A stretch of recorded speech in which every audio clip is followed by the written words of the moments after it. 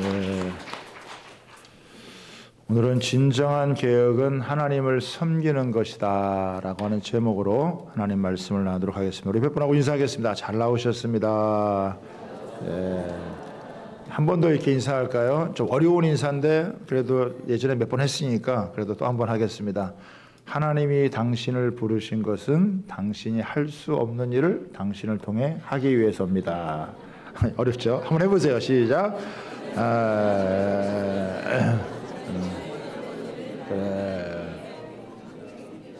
그래. 마지막으로 옆에 뭐 이렇게 오물오물 해서 할지라도 마지막으로 그래서 당신을 기대합니다. 이렇게 한번 인사하겠습니다.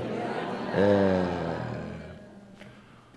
부산의 어느 식당 벽면에 이런 글자를 적어놨대요. 띄워주세요.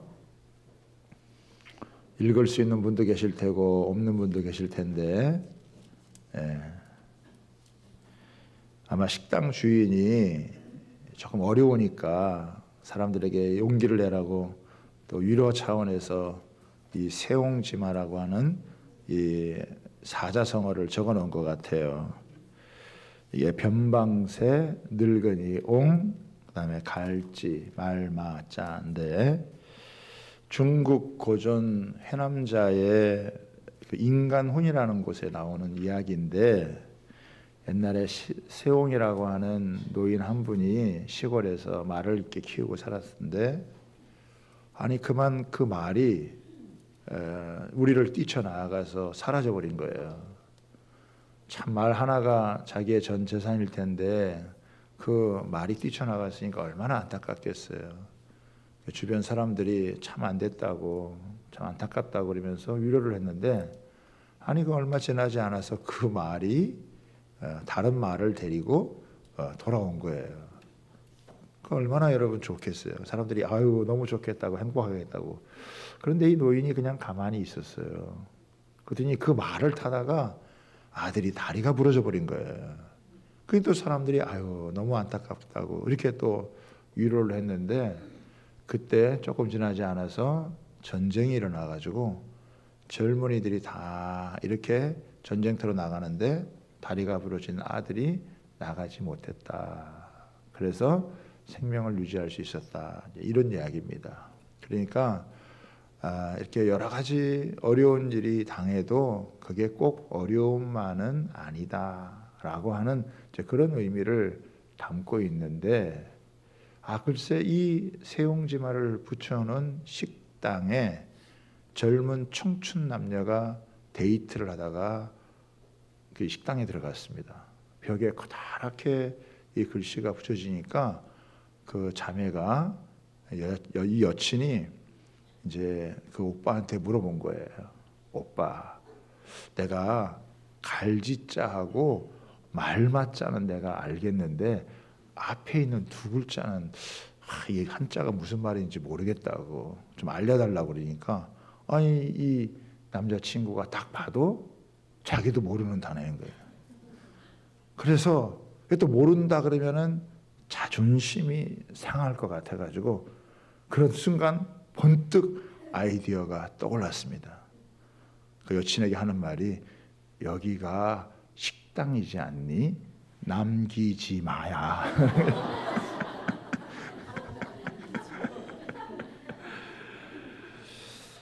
여러분 어려운 때를 살지만 어려움이 다가 아니고 여러분 하나님께서 때와 시기를 정하셔서 또 어려운 가운데서도 우리에게 좋은 길을 예비하고 계신 줄 여러분 믿으시기를 바랍니다. 오늘은 이 여호야다의 개혁을 통해서 진짜 개혁이 뭐 하는 것인가 라고 하는 것을 살펴보도록 하겠습니다. 성경에 나오는 가장 사악한 인물 중에 한 사람이 바로 이 아달랴라고 하는 여자입니다. 이 아달랴는 북이스라엘의 아합 왕과 이세벨의 딸이에요. 이 딸이 유다의 여호람과 여러분 결혼을 하게 되어진 그런 상황이거든요. 그러니까 북이스라엘과 남유다가 이렇게 화친을 하는 정책을 폐기되어지면서 이 결혼을 통해서 자신들이 서로 이렇게 뭔가 결속하려고 하는 그런 의미를 가지고 이 북이스라엘의 아달랴를 남유다의 여호람 왕과 결혼을 시키게 되어진 것이죠. 아마 군사 동맹을 굳건하게 하기 위한 전략적인 혼인 정책에 의해서 결혼을 하게 되어진 건데, 이 아달랴의 남편이었던 그 여호람의 뒤를 이어서 자기 아들 아하시야가 왕이 되어졌습니다. 그런데 이 아들이 왕을 오래 못하고 죽게 되어진 거예요. 그러자 이 아달랴가 유다의 자손, 그러니까 자기 손주들 되는 자들을 전부 다 죽여버리고 자기가 스스로 왕이 되어져 가지고 6년 동안 통치를 하는 거예요. 이 6년 동안의 통치 기간 동안이 얼마나 나라가 힘들고 여러분 어려웠겠습니까? 이때 여호야다가 개혁을 해서 잘못 가던 것을 바르게 자리 잡는 그 내용이 오늘 이제 본문에 대한 내용인데, 오늘 이 본문을 가지고 세 가지 정도 여러분하고 함께 나눠보도록 하겠습니다. 첫 번째는 뭐냐면, 가장 위험한 순간에도 하나님은 약속을 이루어 가시는 분이시다라고 하는 것입니다. 여러분 1절을 한번 보겠습니다. 성경의 1절을 한번, 오늘 우리가 읽었던 11장 1절 2절 말씀인데요. 한번 보겠습니다. 아하시야의 어머니 아달랴가 그의 아들이 죽은 것을 보고 일어나 왕의 자손을 모두 멸절하였으나 요람 왕의 딸 아하시야의 누이 여호세바가 아하시야의 아들 요아스를 왕자들이 죽임을 당하는 중에서 빼내어 그와 그의 유모를 침실에 숨겨 아달랴를 피하여 죽임을 당하지 아니하게 한지라. 이게 꼭 옛날 우리 사극 보는 그런 장면하고 비슷한 것 같아요. 이 아달랴라고 하는 여자가 진짜 무서운 여자죠. 아니, 자기의 아들이 죽고 났으면 그 손주들을 세워가지고 왕을 세우면 되는데, 그렇게 하지 않고 왕이 될 만한 자들은 그 혈통을 다 죽여버리고 자기가 직접 여러분 왕이 되어지는 거예요. 무서운 여자입니다. 이 권력욕이라고 하는 것이 이렇게 어마어마하게 무서워서 자기가 권력을 차지하기 위해서 왕이 되고 싶어가지고 그 다윗의 자손들 후손들 또 그것도 자기 집안의 이 자녀들을 갖다가 전부 다 죽여버리고 자기가 여러분 왕이 된 거니까 이 여자가 보통 여러분 무서운 여자가 아니죠. 예? 엄청난 이런 여자가 아닐 수가 없습니다. 권력을 잡기 위해서라면 무슨 짓도 아끼지 않는 이런 참 무서운 여자가 바로 아달랴였습니다. 그래서 그 왕이 될 만한 그 혈통의 자손들이 다 여러분 죽은 줄 알았는데, 그 중에 유일하게 한 명 살아남은 사람이 있는데 그 사람이 누구냐? 요아스예요. 이 요아스가 어렸을 때에 이 여호세바라고 하는 이 아하시야 왕의 누이가 그를 빼돌려 가지고 성전에서 그를 이제 몰래 6년 동안 양육을 하는 것입니다. 여러분, 성전에서 아이를 몰래 그 무서운 이 아달랴라고 하는 여왕을 피해 가지고 이 6년이라는 세월을 보내는 동안 참 얼마나 마음 졸이면서 힘든 시간을 보냈겠냐라고 하는 것이에요. 정말 이 기간은 남유다에게 있어서 가장 사실 어두운 암흑기와 같은 여러분 시간입니다. 그런데 제가 이 말씀을 보면서 참 마음에 와닿던 게 뭐냐면, 하나님은 상한 갈대를 꺾지 아니하시고 꺼져가는 등불을 끄지 않으신다라고 하는 거예요. 여러분, 자칫 잘못했으면 그냥 이 다윗의 자손이 완전히 멸절이 되어지는 거예요. 만약에 한 사람도 남김없이 다 죽어버리면 어떻게 되느냐? 하나님의 구원의 역사가 이루어질 수가 없는 순간이에요.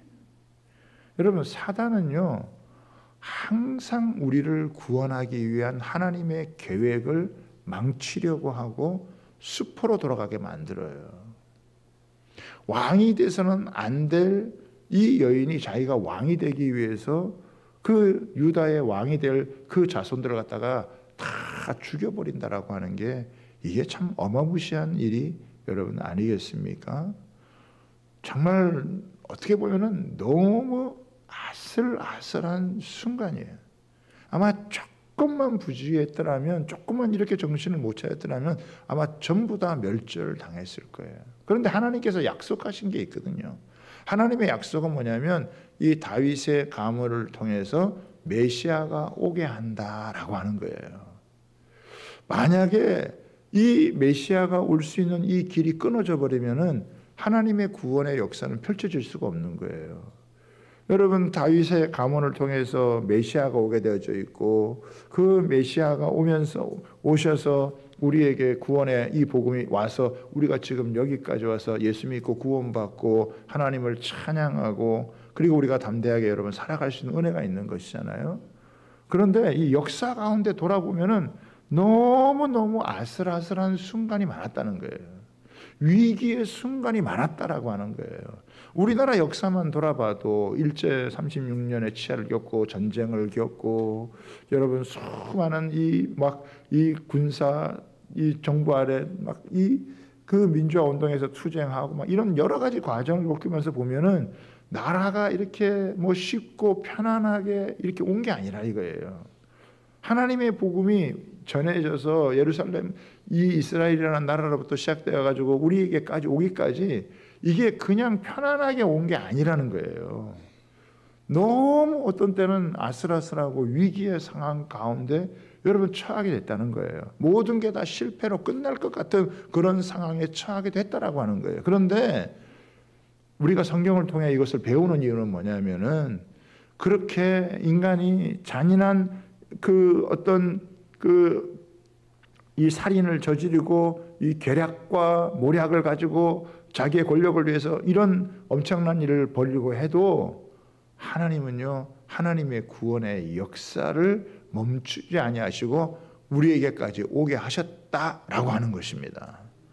저는 이스라엘의 역사를 여러분 배우면서 우리가 단순히 무슨 어떠한 역사를 배우는 게 아니라 그 역사 속에 하나님께서 참 이렇게 어렵고 위기 가운데 있었고 아슬아슬한 그런 상황 가운데서도 하나님께서 이 구원의 역사를 이루도록 하셨구나라고 하는 것을 생각하면, 앞으로 우리가 여러분 겪게 되어질 일들을 생각할 때 여러분 우리가 지금까지 이렇게 참 쉽지 않은 인생을 여러분 살아왔고 살아가는 게 만만하지 않다라고 이렇게 많은 사람들이 고백하고, 앞으로 미래는 여러분 무슨 꽃길만 있겠습니까? 앞으로 우리가 살아가는 길도 여러분 평탄하지 않을 수 있어요. 얼마든지 어려워질 수 여러분 있고, 내년에는 더 어려워진다라고 하는 그런 이야기들도 공공연하게 많은 사람들이 여러분 진단하고 있는 그런 상황이에요. 그럼에도 불구하고 우리가 희망을 갖는 거, 우리가 소망을 갖는 것은 뭐냐면은 하나님께서 구원의 역사를 끝까지 완성해 가신다라고 하는 거예요. 아멘입니까? 저는 이게 소망이 되어져요. 사탄이요, 또 이 세상의 정권이 여러분 이게 잘못해서 이게 엄청난 일들이 여러분 벌어질 수도 있지만은, 그럼에도 불구하고 하나님의 구원의 역사는요 마지막까지 완성이 되어진다라고 하는 거예요.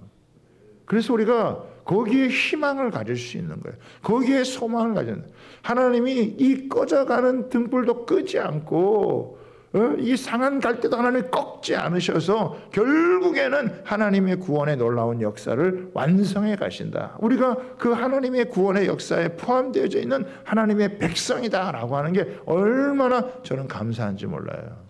근데 이것을 믿는 사람에게 두 가지가 필요하더라고 보니까. 여기 보니까 여호야다가 6년 동안을 이 요아스라고 하는 이 왕자를 숨기는 거예요. 이거는 뭐냐면 인내의 시간을 보내는 거예요. 때로는요 모든 것이 우리 뜻대로 돌아가지 않을 때가 있어요.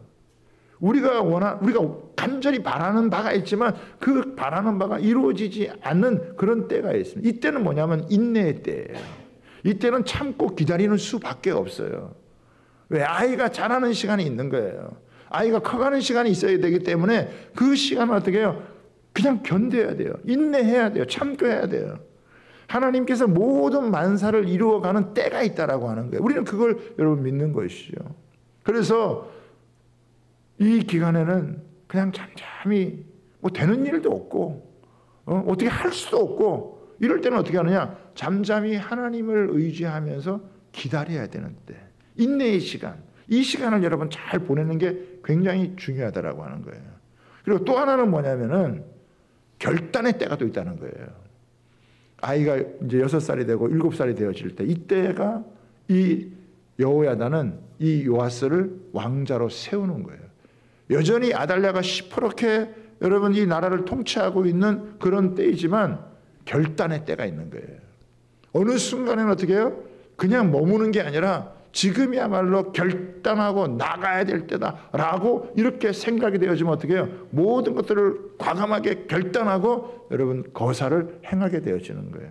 그러니까 때로는 인내의 시간을 가만히 보내기도 하지만 그러나 어떨 때는 적극적으로 나서서 도전하고 적극적으로 자기가 여러분 결단하고 일어서지 않으면 변화가 되지 않아요.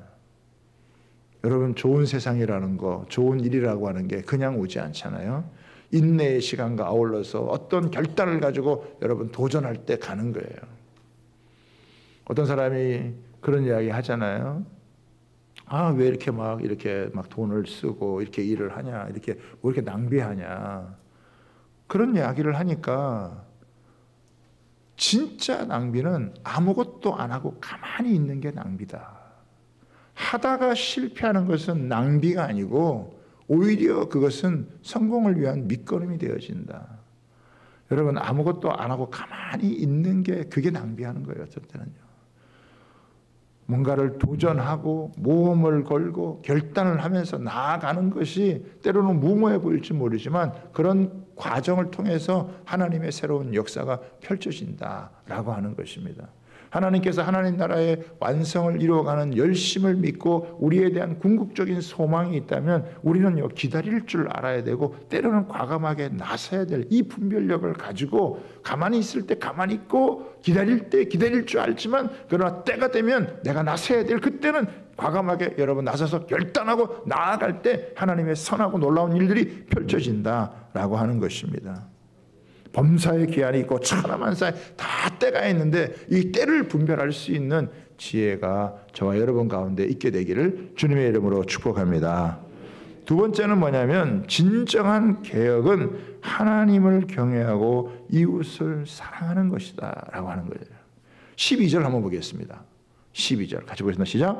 여호야다가 왕자를 인도하여 내어 왕관을 씌우며 율법책을 주고 기름을 부어 왕으로 삼음에 무리가 박수하여 왕의 만세를 부르니라. 저는 여기서 굉장히 우리가 주목해야 될 것은 뭐냐면 이 여호야다가 7살 된 왕자를 이제 이 왕위로 등극을 시키는 거예요.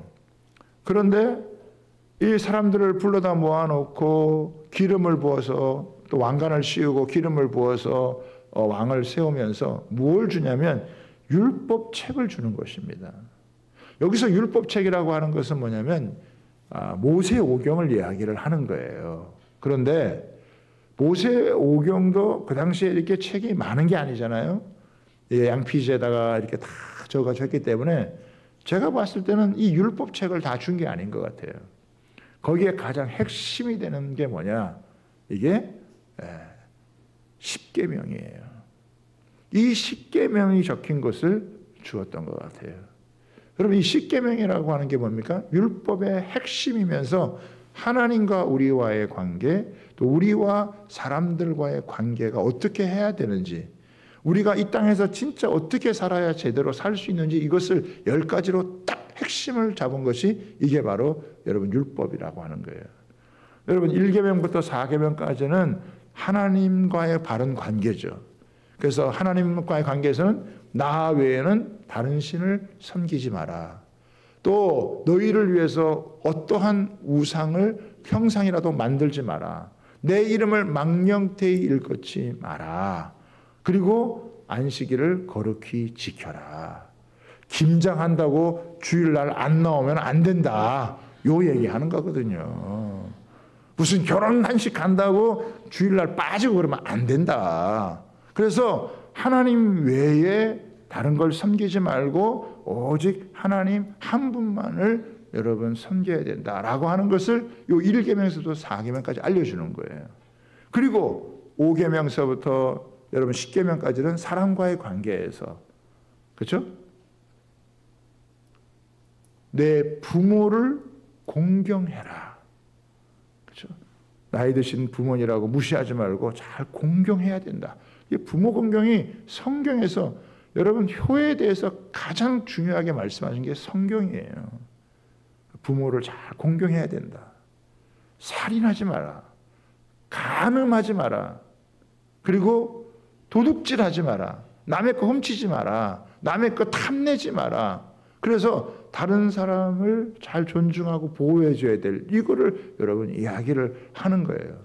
아직 7살밖에 안 돼. 7살 됐으면 이제 알파벳 정도 뗄 정도고 뭐 떠듬떠듬 읽을 줄 모르잖아. 그런데도 이 율법책, 왜? 이게 기준이기 때문에 하나님 어떻게 믿어야 될지, 네 마음대로 하나님 믿는 게 아니다. 하나님 이렇게 믿어야 된다. 그리고 이웃들과의 관계, 주변에 이 사람들과 어떤 관계를 맺고 살아가야 되는지 하나님과의 도리, 사랑과의 도리를, 이거를 딱 핵심을 가지고 이 얘기를 해준 거예요. 왕이라고 사사롭게 자기의 어떤 감정을 가지고 이거 다스리는 것이 아니라 기준을 가져야 된다. 하나님을 향한 기준, 이웃을 향한 기준을 가지고, 그래서 해야만 이 나라가 바르게 잘 세워진다라고 하는 거예요.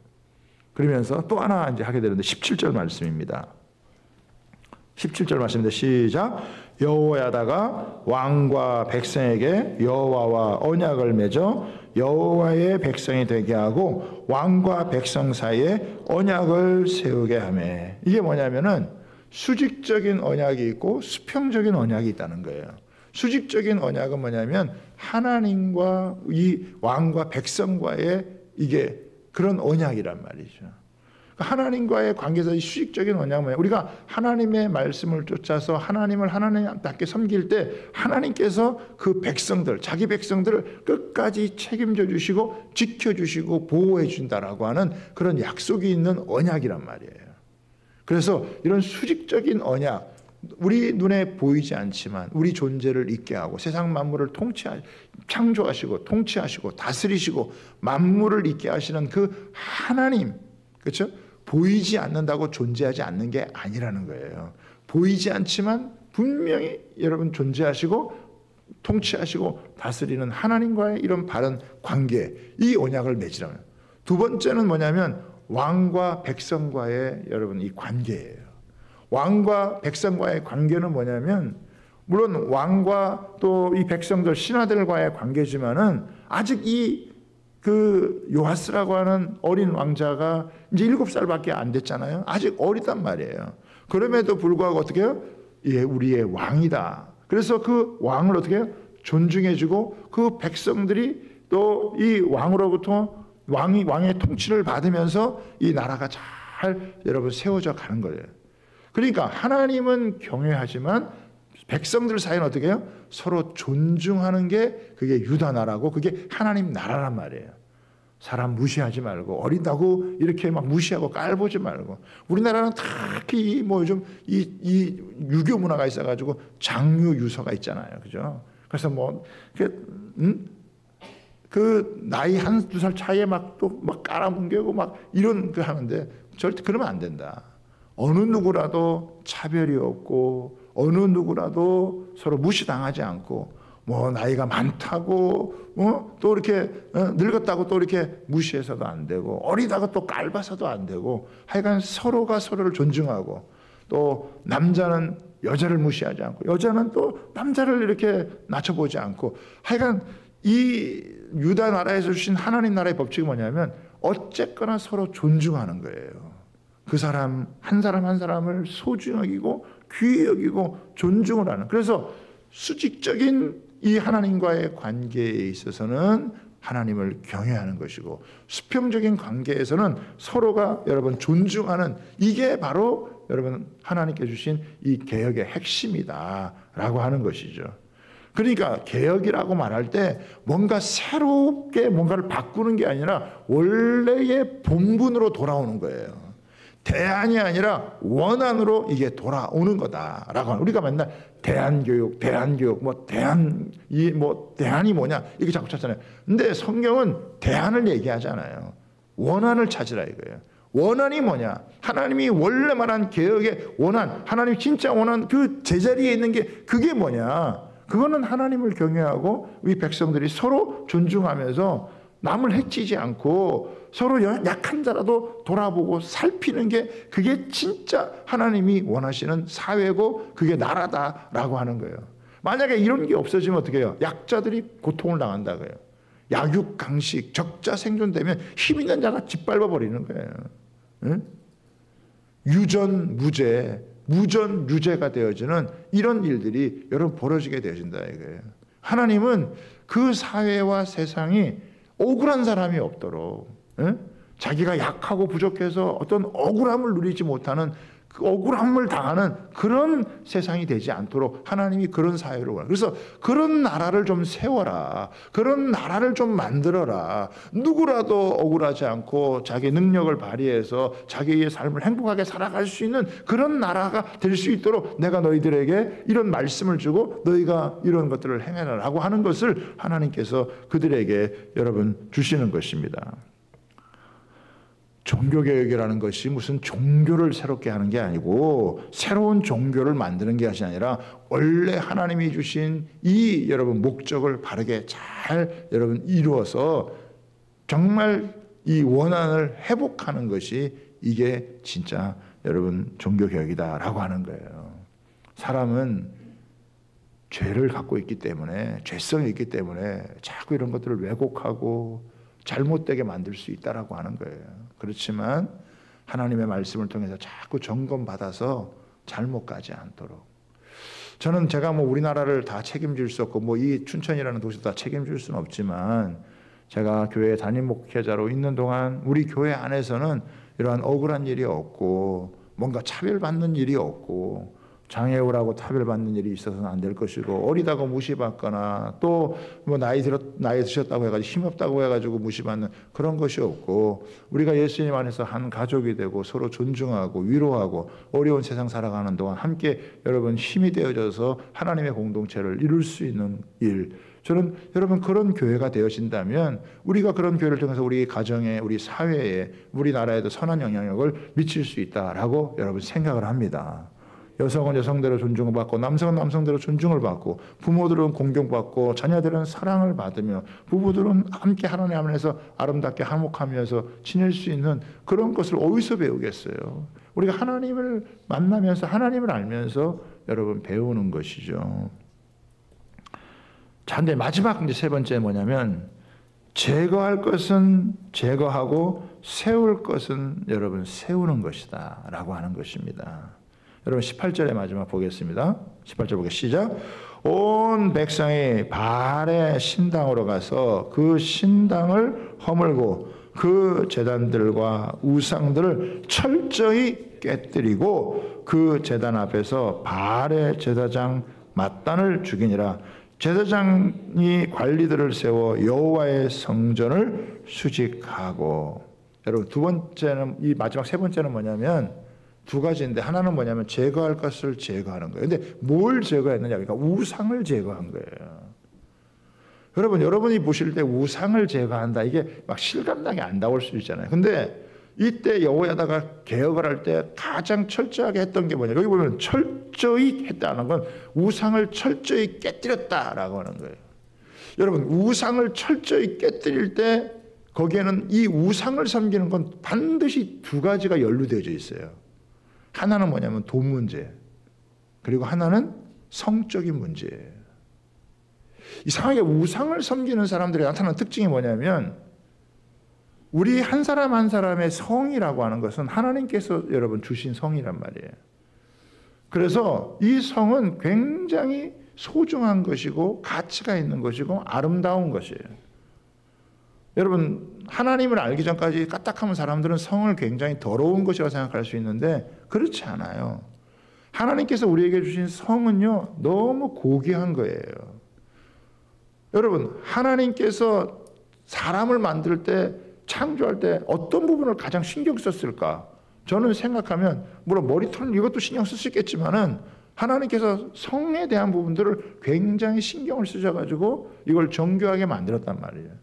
그런데 이 우상을 섬기게 되어지면 일어나는 일이 뭐냐면 이 하나님 주신 이 성을 자꾸 더럽히는 거예요.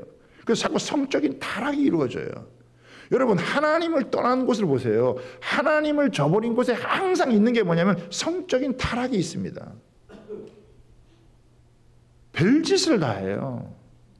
여러분 자기에게 주신 아내를 소중히 여기고 자기에게 주신 남편을 소중히 여기고 때로는 마음에 안 들어도 여러분 이 관계를 지켜나가고 언약을 맺고 여러분 다른 사람 만나는 거 부끄러워하게 생각하고 또 우리가 음란한 거에 대해서 그거를 갖다가 하나님 앞에서 바르지 않다고 하면서 자기 자신을 지켜나가는 거잖아요. 하나님은 계속 우리한테 뭐냐면 너희가 갖고 있는 이 결혼의 관계는 너무 소중한 거다. 남자와 여자가 만나서 결혼하는 거 이거 너무 소중하고 귀한 거다. 이거 너희들 끝까지 잘 지켜라. 이거를 파괴당하지 않도록 해라. 근데 세상은요 그렇지 않아요. 하나님을 떠난 곳에 얼마나 많은 불륜이 있고 여기 이 우상 바알 우상 숭배는요 사창가를 만드는 거예요. 집단 성교를 한단 말이죠. 인간이 자기의 성을 가지고 그렇게 추잡하게 만드는 그런 일을 여러분 한다는 거예요. 하나님은 절대 그런 거 하지 마라. 이걸 어떻게 해요? 다 깨부시라는 거예요. 너희의 성을 너희가 지켜야 된다. 너희 거룩한 거다. 너희의 몸이 거룩한 거다. 너희의 영만 거룩한 게 아니라 너희 몸이 거룩한 거기 때문에 너희 몸도 너희들 소중한 거다. 그래서 성적인 여러분 이런 타락이 일어나지 않도록 하나님이 그걸 보호해 주시는 거예요. 근데 우상 숭배하면 항상 이런 성적인 타락이 있어가지고 이런 부부 사이 깨지고 연인 사이 갈라지고 그런 문제가 항상 많아요. 그리고 거기에 항상 뭐가 이 돈 문제가 연료가 돼가지고 그걸로 사기치고 등치고 하는 이런 일들이 비일비재하고 경제적으로 무너지고 성적으로 무너지게 되어지는 이런 일들이 너무너무 이 바알 우상을 섬기면서 막 쾌락을 자기는 즐겁지만 여러분 이 상대방을 갖다가 괴롭히고 고통스럽게 만드는 이런 일을 해서는 안 된다는 거죠. 이거 해결해야 되거든요. 이런 거 여러분 제거해야 돼요. 여러분 교회에 나오면 뭐합니까? 교회에 나오면요 하나님이 싫어하는 거 잘라내야 돼요. 그 중에 잘라내는 게 뭐냐? 여러분 성적으로 자신을 정결하게 지키는 게 굉장히 중요해요. 세속에 물들지 않고 자기 자신을 정결하게 여러분 지켜야 된다고 하는 거예요. 그리고 돈 문제 잘못 얽히지 말고 빚진 거 있으면 갚아주고 갚아줄 수 없으면 나중에라도 갚겠다고 이야기를 하고 돈 문제에 있어서 깨끗해야 되지 그 문제 갖고 얽히게 되어지면 이게 사탄의 밥이 되어진다는 거예요. 근데 이 사람들은 종교라고 하는 이름을 들어가지고 사람을 성적으로 아주 타락을 시켜버리고 그리고 돈 문제도 이렇게 얽혀가지고 이거 책임을 지지 않는 그런 모습으로 가게 되어지면 이런 건 반드시 제거해야 된다고 하는 거예요.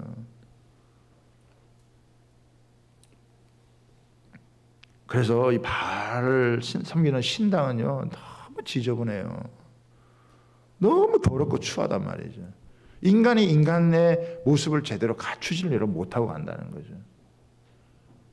여러분 사람의 고유함은요 자기를 지킬 때 있는 거예요. 자기의 이 하나님 앞에서의 이런 이 순전함을 하나님 앞에서 지켜나가는 그게 여러분 소중한 거예요. 혹시 잘못됐다 할지라도 하나님 앞에 회개하고 돌이켜서 자기 자신을 지켜 나갈 수 있는 게 이게 은혜라는 것이죠.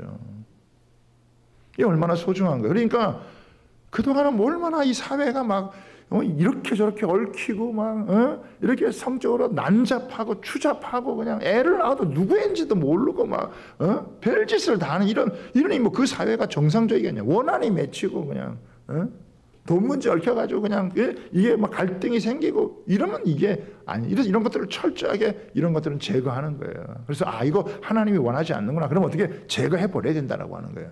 그러나 제거하는 걸로만 끝나지 않아요. 여러분 뭔가를 없애면요 거기에 바른 것을 잘 세우는 게 여러분 중요한 거예요. 그래서 뭘 세우느냐? 여러분 보세요. 제사장들이 관리들을 세워 여호와의 성전을 수직한다 그랬어요. 여호와의 성전을 수직한다. 여호와의 성전을 수직하는 게 뭡니까? 여호와의 성전을 수직하는 것은 여러분 관리하고 돌보는 거예요. 그 당시 이 아달랴라고 하는 이 여왕은 그냥 바알 섬기니까 성전을 내팽개쳤는데 성전이 100년이 됐단 말이에요. 100년이 되니까 이 뭐 썩을 때 썩고 곰팡이 나고 뭐 무너질 때 하는데 이거를 그냥 자기는 바알 섬기니까 우상을 섬기니까 이거를 내팽개쳐 두는 거죠. 그래서 성전 역할을 제대로 못하는 거예요. 그래서 사람들을 세워가지고 이 성전을 어떻게 해요? 관리하게 만드는 거예요. 하나님 앞에 바르게 예배 드릴 수 있도록 무너진 데는 보수. 그래서 나중에 12장으로 넘어가면은 여호야다가 이렇게 성전이 무너진 데를 갖다가 보수하고 이 요아스 왕이 자라가지고 이 성전이 이렇게 비가 새는데도 가만둘 수 있느냐, 이렇게 지저분한데 가만둘 수 있느냐. 그래서 성도들에게, 그 사람들에게 재물을 걷어가지고 그들이 성전을 보수를 하고 제사장들에게 맡기니까 이게 잘 안 돼. 그래가지고 성전을 관리하는 사람들이 그걸 맡아가지고 성전을 보수하고 해서 하나님 앞에 예배를 바르게 잘 드릴 수 있도록 그 성전 가운데에서 그들이 보수하는 이런 일들이 나오게 되어지는 거예요. 하나님의 성전을 수직하는 일, 관리하고 지키고 보호하는 일이 얼마나 중요해요. 여러분들이 오늘 주일날 예배 나오는데 이렇게 깨끗하고 이렇게 모든 것이 이렇게 잘 이렇게 질서 정연한 가운데 예배드리면 뭐 마음도 편하고 좋죠. 근데 뭐 지저분하게 막 의자도 제대로 안 놓여 있고 화분 뭐 삐뚤어져 있고 그냥 올라오는 데도 쓰레기들이 있고 그러면 그게 되겠냐 이거예요. 누군가는 청소를 하고 누군가는 이것들을 정돈을 하고 정비를 하고 찬양도 준비하고 다 해서 우리가 하나님 바르게 예배하고 또 하나님부터 오는 은혜를 입어가지고 우리 서로가 존중하고 함께 어렵고 힘든 세상 가운데서 하나님이 우리와 함께 하셔서 반드시 좋은 날을 주신다, 승리케 하신다, 이런 믿음을 갖고 여러분 나가야 되는 거잖아요. 그러려면 반드시 여러분 이 공동체가, 교회가 있어야 되는 거예요. 성전이 있어야 되는 거죠. 옛날에는 성전이지만 우리는 어떻게 해요? 예수님이 우리의 머리 돼서 우리 교회는 공동체가 주어지는 거예요. 그 공동체에 필요한 게 무엇인가를 살피고 돌보고 섬기면서 가는 거거든요. 주님께서 핏값을 지불하신 교회가 얼마나 소중한지 모른다 이게. 그래서 우리가 아끼고 섬기고 또 우리 공간들도 우리가 이 신앙생활하는 것이 귀하기 때문에 때로는 이렇게 헌신을 하고 섬기고 봉사하고 그러면서 우리가 함께 다 신앙생활에 나갈 수 있도록 이렇게 하는 게 얼마나 중요하냐 이거예요. 그러니까 버릴 거는 버려야 되죠. 어떻게? 지킬 거는 지켜야 된다라고 하는 거예요. 교회 오면은 여러분 돌 하나 풀 한 폭이라도 여러분 아끼는 마음 가지고 주변에 그 숯이라도 떨어져 있으면 가서 줍고 그리고 그것을 버리고 더러운 것이 있으면 의자라도 삐딱하게 있으면 내가 바로 다 할 수 있는 거 하고 그래서 자그마한 관심을 가지고서라도 자꾸 이렇게 해가면서 어떻게 그럴 때 내가 마음이 기울고 그러면서 내 신앙도 여기서 자라가면서 배워가면서 우리가 서가면서 여러분 우리가 성도다운 성도의 모습을 갖게 되어지는 줄 믿습니다. 마지막 개혁의 결과는 뭡니까? 20절 한번 보세요. 20절 한번 있습니다. 시작. 온 백성이 즐거워하고 온 성이 평온하더라. 여러분 이게 진짜 개혁이란 말이죠. 진짜 개혁은 뭐냐? 온 백성이 즐거워하는 거예요. 온 성이 평온한 거예요. 저는 우리 교회가 이런 교회 되기를 주님의 이름으로 축복합니다. 우리나라도 이런 나라가 되기를 원해요. 우리가 좀 경제적으로 잘 살지만 좀 잘 살아졌지만 예전에 잘 살아졌지만 뭐 사건 사고가 끊이지를 않고 불안하고 두려우면 이게 좋은 세상이라고 할 수가 없는 거잖아요. 그러나 하나님의 이 말씀을 쫓아서 교회가 바르게 탁 여러분 자리를 잡고 서게 되어지면 그 백성들이 함께 기뻐하고 그 도성이 평온했던 것처럼 우리가 바라는 건 이 대한민국도 교회를 통해서 하나님의 뜻이 밝혀져서 우리 성도들이 백성들이 아주 즐거워하고 기뻐하며 살아갈 수 있고 어려워 또 힘들었는데도 교회 와서 기쁨을 얻고 다시 하나님이 우리와 함께 하시고 우리를 사랑하시는 것 때문에 우리가 기쁨을 회복하고 그리고 여러분 이 불안하고 두려운 요소가 얼마나 많게 그럼에도 불구하고 하나님이 지켜주시는 것 때문에 세상이 줄 수 없는 평안함을 갖게 되어지면 그것보다 중요한 복이 어디냐요. 여러분 즐거워하고 평안할 수 있는 은혜가 있게 되기를 주님의 이름으로 축복합니다. 우리가 하나님 붙들고 살아갈 때 제일 큰 축복이 뭐냐? 무슨 뭐 재물을 많이 주고 뭐 세상에서 출세하는 그게 아니고 이상하게 내 마음이 막 기쁜 거예요. 마음이 막 기쁘고 좋고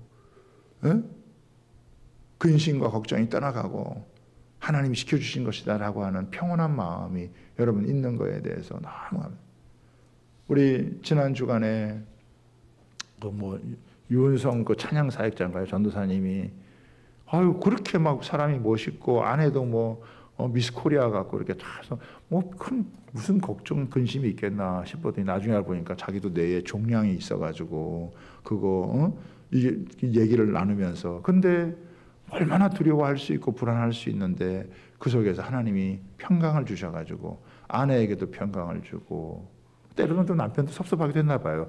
남편이 지금 종양 걸려서 이게 뇌종양에 걸려가지고 죽을지도 모르는데 나는 괜찮다, 평안하다 그러니까 좀 섭섭한 마음도 없지 않아 있었던 것 같은데, 그러나 하나님 주시는 평강 때문에 부부가 함께 기도하면서 이겨나가는 모습 보니까 야, 그래, 하나님이 함께 하실 때 그런 위기와 어려운 가운데서도 얼마든지 헤쳐나갈 수 있구나라는 것을 다시 한번 여러분 교훈해 주셨어요. 여러분, 우리가 하나님을 잘 믿는 축복이 뭐냐? 마음에 기쁨이 있어서 오르는 겁니다. 얼굴이요, 근심과 걱정의 얼굴이 성령의 다리미로 수술되어져 가지고 성령께서 쭉쭉 피신다는 거예요. 할렐루야. 그 마음에 평강이 생긴다는 거예요. 두렵지 아니하고 담대한 마음 가지는 거. 이 얼마나 큰 축복입니까? 저와 여러분에게 이런 은혜가 있게 되기를 주님의 이름으로 부탁하고 축복합니다. 이 시간 같이 한번 기도하겠습니다.